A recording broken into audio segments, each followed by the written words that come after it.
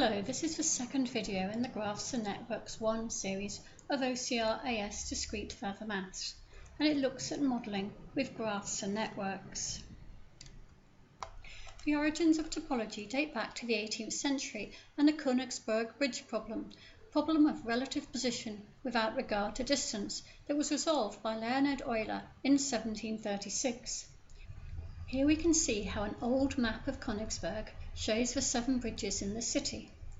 Euler wondered whether on a Sunday afternoon the citizens might be able to stroll across all 7 and return home without having to repeat any of the bridges. Here, a simplified map models the land and the bridges. In the network that this then results in, the nodes represent the land regions and the arcs represent the bridges. You may note that the nodes are of order or degree A, 3, B, 3, C, 5, and D, 3. In other words, all those nodes are of an odd order. Let's look at the idea of traversability. A graph is traversable if it is possible to trace each arc once and once only. Which of these diagrams could you draw by joining the dots with straight lines without taking your pen off the paper and without going over the same edge twice? You may wish to pause the video now to have a go for yourselves. Well, I hope you've had fun having a go for yourselves, but I'm able to tell you that you won't be able to do that one. You can do that one if you start and finish at either A or D, starting at one, finishing at the other, and that you are able to do that traversability for this third diagram. Well, how do I know? Actually, I've looked at the degree of the nodes, so let's think about that. Here I can see that they are all of degree 3, so they are all odd. In this diagram here, 3 is the order for A and D, but C is of order 4, E is of order 2, and B is of order 4, so there are only 2 odd nodes. And if I'm to look at the third diagram, I would find that they are all even nodes. Traversable graphs are called Eulerian, since Euler worked out that a connected graph is traversable if and only if it has no nodes with odd degree. So a connected graph with just 2 odd degree vertices is called semi-Eulerian. In an Eulerian graph, it is possible to make a trail that uses all the edges once, starting and ending at the same vertex. In a semi-Eulerian graph, it is possible to make a trail that uses all edges once, if you start at one odd vertex and finish at the other odd vertex. Thus, in the previous slide, we had the third diagram was Eulerian because it had no nodes with odd degree, i.e. all even, and the diagram in the middle was semi-Eulerian. So if we started at one odd vertex, say A, and finished at D, the other odd vertex, we could make a trail that uses all the edges once and once only. So, going back to the Königsberg bridge problem, because all the nodes were odd, then it must have been non-traversable, and the citizens would have had to recross some of the bridges to get back home from their stroll. So there we saw a network being used to model a real-life situation. Here we use a bipartite graph to model a situation where we are trying to match 2 sets of items, in this case people, to tasks or resources, like cake. So we have 4 friends choosing one each from a pack of 4 different cakes. Alfie would like ginger or chocolate, Callum lemon or ginger, Elliot lemon or coffee, and Joe is happy with anything except lemon.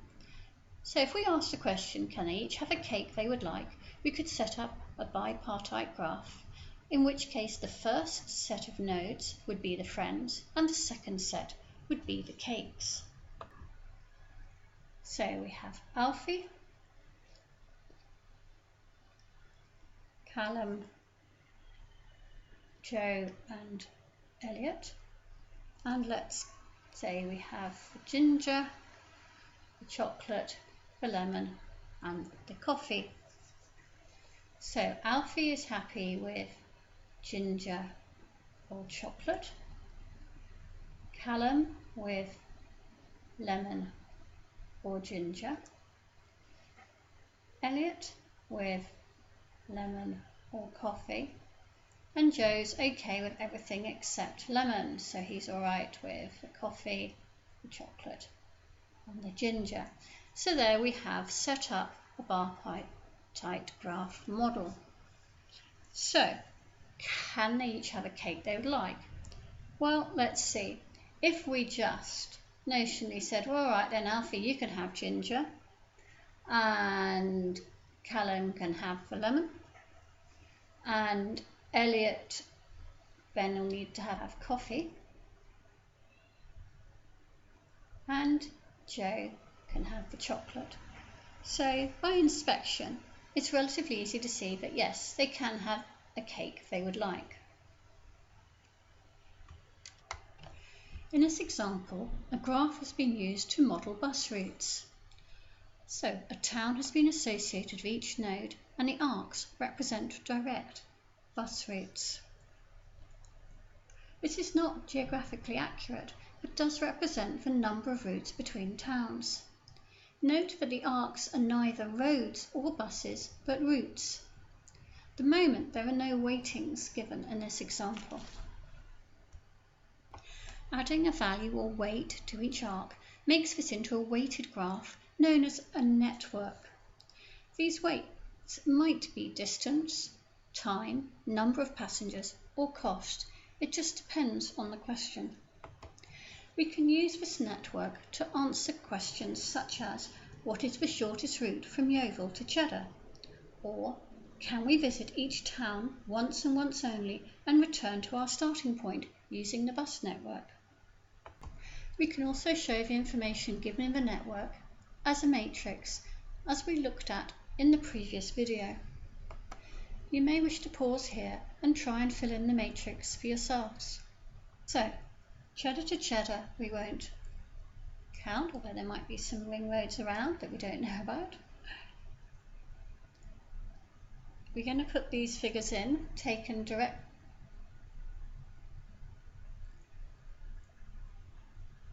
directly from the graph. So, Cheddar to Yeovil, there's no direct route, so we won't put that in.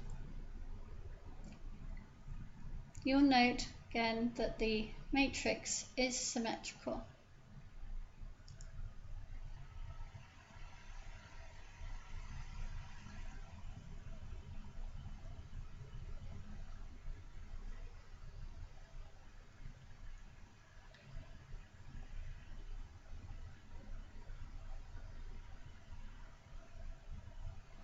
Hopefully as I'm going through this you can see where these figures are coming from.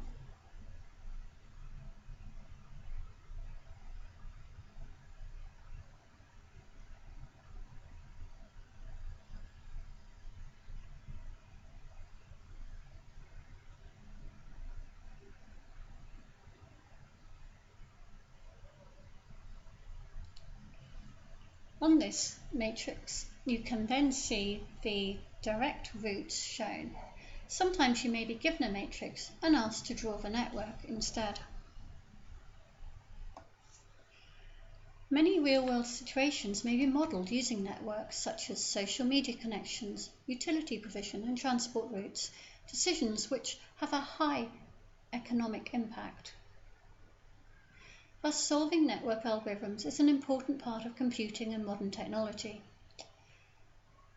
The OCR syllabi covers specific network algorithms that find minimum spanning trees at AS level, least weight shortest path at AS level, minimum route that traverses each edge and returns to the starting point if you continue to the A level, and minimum root that visits each vertex once and returns to the starting point, again at A level. This was the second and last video in this series.